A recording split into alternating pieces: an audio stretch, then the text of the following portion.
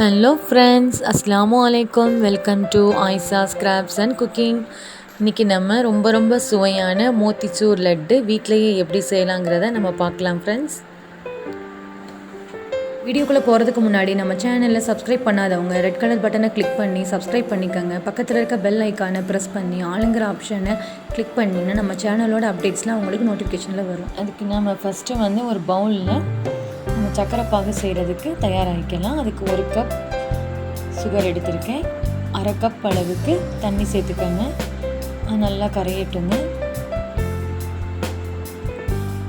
ரொம்ப பாகுப்பதம் வரணும்லாம் இல்லைங்க, லைட்டாக அந்த கரைஞ்சி கொதிக்குது இல்லைங்க, இதோடு நம்ம ஃபைனல் பண்ணிடலாம்.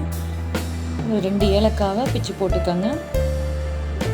பொருள் எல்லா சர்க்கரையும் நல்லா கரைஞ்சிருச்சுங்க. இப்போ நான் கேஸ் ஆஃப் பண்ணிட்டேன். இப்போ நம்ம மாவு ரெடி பண்ணிக்கலாங்க. மாவுக்கு அதே 1 கப் எடுத்துருக்கேங்க. பேக்கிங் சோடா 1 பிஞ்ச் அளவுக்கு சேர்த்துக்கோங்க. நல்லா எல்லா பக்கமும் படுறபடியாக நம்ம விஸ்கால மிக்ஸ் பண்ணி விடலாங்க. தண்ணி கொஞ்சம் கொஞ்சமாக பார்த்து சேர்த்துக்கோங்க. ஃபஸ்ட்டு கட்டி இல்லாமல் ஃபுல்லாக எல்லா பக்கமும் நம்ம மிக்ஸ் பண்ணலாம். இது கொஞ்சம் தண்ணியாக தாங்க இருக்கும் இந்த மாவு நமக்கு. அப்போ தான் நம்ம இந்த சல்லடையில் போடுறப்ப நமக்கு எண்ணெயில் விழுகும். அந்த பக்குவத்தில் நம்ம கரைச்சிக்கலாம்.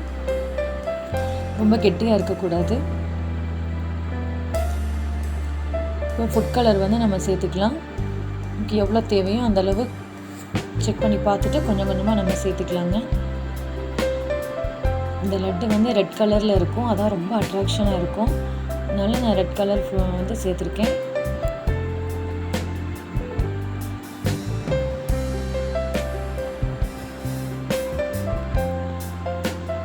பாருங்க எவ்வளோ அழகாக ஸ்மூத்தாக ஒரு கட்டி இல்லாமல் நமக்கு ரெடி ஆகிடுச்சு மாவு. இப்போ நம்ம எண்ணெயை ஒரு பேனில் ஹீட் பண்ணிக்கோங்க.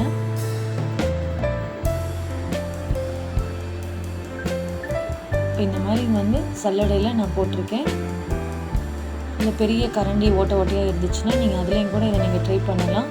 எண்ணெய் நம்ம பூந்தி மேலே போட்டோடனே மேலே மிதக்கிற மாதிரி நம்ம ஹீட் வச்சுக்கணும். ரொம்ப சிம்லையும் இல்லாமல் ஹை ஃப்ளேம்லையும் இல்லாமல் கரெக்டாக இருக்கணும்.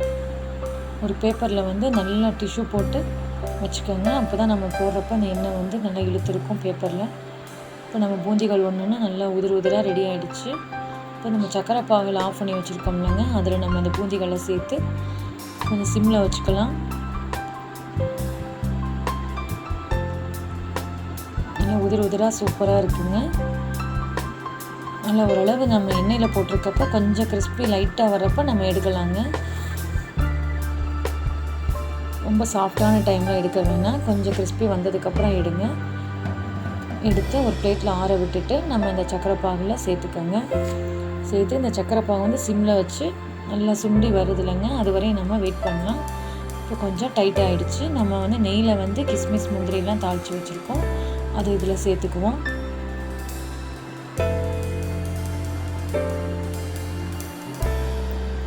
இப்போ நம்ம ஒவ்வொரு உருண்டைகளாக உருட்டி எடுக்கலாங்க.